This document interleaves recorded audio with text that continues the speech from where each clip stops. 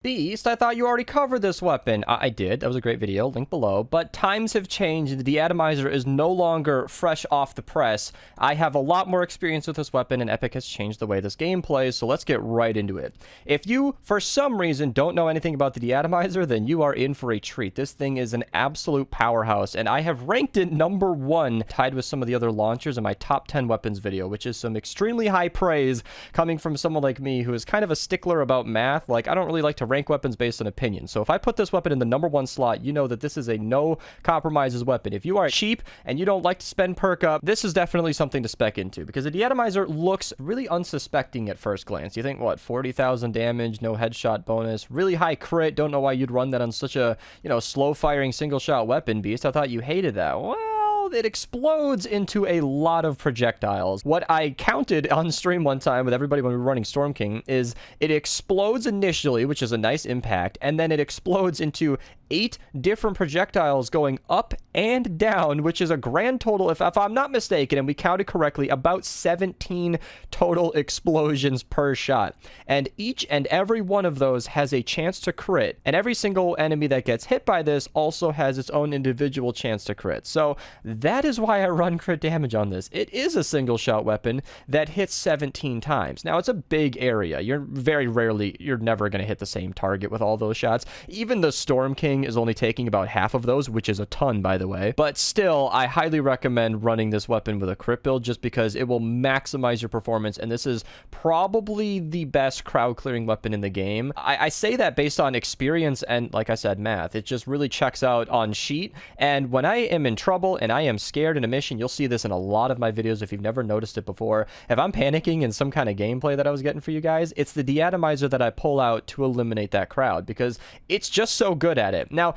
this will chew through your energy cells. This is not a cheap weapon. Epic knows how powerful this is. It's about 36, I believe, per shot, which is a ton, but it's well worth the cost because it'll be very good at crowd clearing. I mentioned the Storm King multiple times here, and this is kind of a go-to weapon for that as well. This is a weapon that I run in every single fight that I fight, which has been about 350, I think, at this point, something like that, where this is my crowd clearing weapon. This is my end stage weapon, because when the Storm King is ready to die and he's actually taking damage from bullets, this is significantly more powerful than the Storm King's Wrath, because the Storm King's Wrath can easily crit in the millions. You can hit for 3-4 million. If you're using Link's Kunai and a War Cry, you can get up to 5 million maybe, depending on what's going on.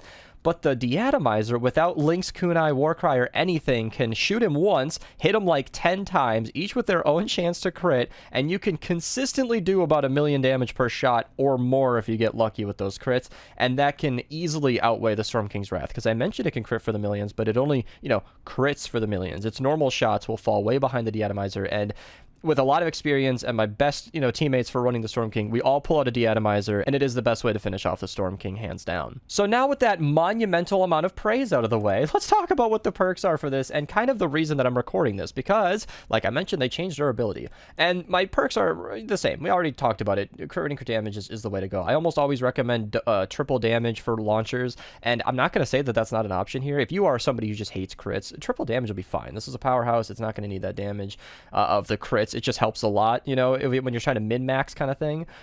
You can go triple damage, but I've been running crit rating double crit damage for so long that I haven't really cared about whether or not it's optimal, because it just is. I mean, we've done the math. It doesn't really matter what my opinion is. This has worked for me.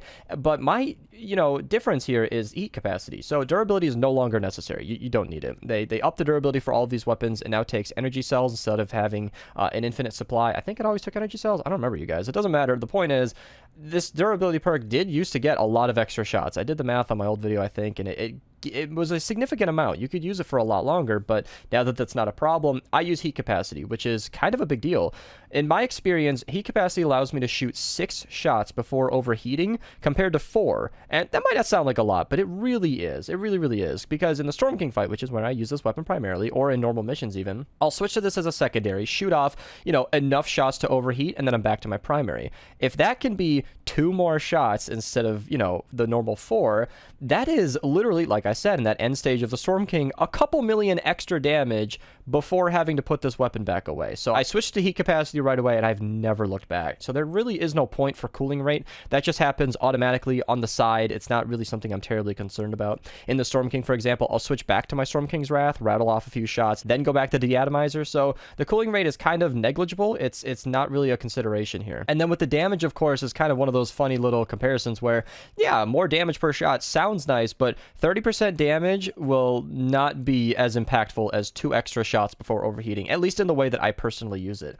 If you're trying to be absolutely maximum damage output, yeah, you can put a damage perk here and be happy with it, but it's not going to be nearly as much help. It's going to be like 10 to 15% extra actual damage increase, and that's not that big of a deal. I mean, when you're dealing with a weapon like this, that's hundreds of thousands of damage, but whatever you're shooting at is probably already dead, and I think you'll be much, much happier with those extra shots. So that pretty much covers it. The damage to afflicted Mist Monster Souls, like, this is kind of funny because it's kind of irrelevant, because you can't have a 6 perk with Affliction or Soul Disturber. I'm not even sure why that's a thing, but if you want to go damage to Mist Monsters and bosses on this, you could. I'm not certain that would be as helpful as a crit damage perk, but if you are really focusing on Mist Monsters and the Storm King itself, who is a Mist Monster and a boss, you might want to go damage to Mist Monsters and bosses if that makes you feel better. Crit crit damage to Mist Monsters and bosses could be very, very good for specific use cases. It's not what I use. It's not needed, but it is something that is an option. And if that's something you want to run, there's nothing to feel bad about. That just about wraps it up, though, you guys, with the Atomizer. It's kind of one of those cut and dry weapons that I have more fun talking about this weapon than I do the perks, because I set these perks, never thought about it again, and this thing has been a wonderful powerhouse and a regular weapon in most of my fights. So if you guys don't have this weapon, it's something to look forward to. If you guys are one of the very lucky few who picked this up from the Sci Fi Llamas, then congratulations. If you're watching this in the future and they're back in the game and you got these through tickets, then awesome. I'm glad to see you here. Leave a comment below if you are a future dweller, because I think that'd be really fun to check out. If you guys want to support the channel, feel free to use code Mr. to check out, become a channel member. If you guys watched the Blastertron 9000 video, then this is the follow-up. This is what the shop was. It's a Saturday, I think, so it's not that exciting, but also completely irrelevant to this video. Thank you guys so much for watching, and have a nice day.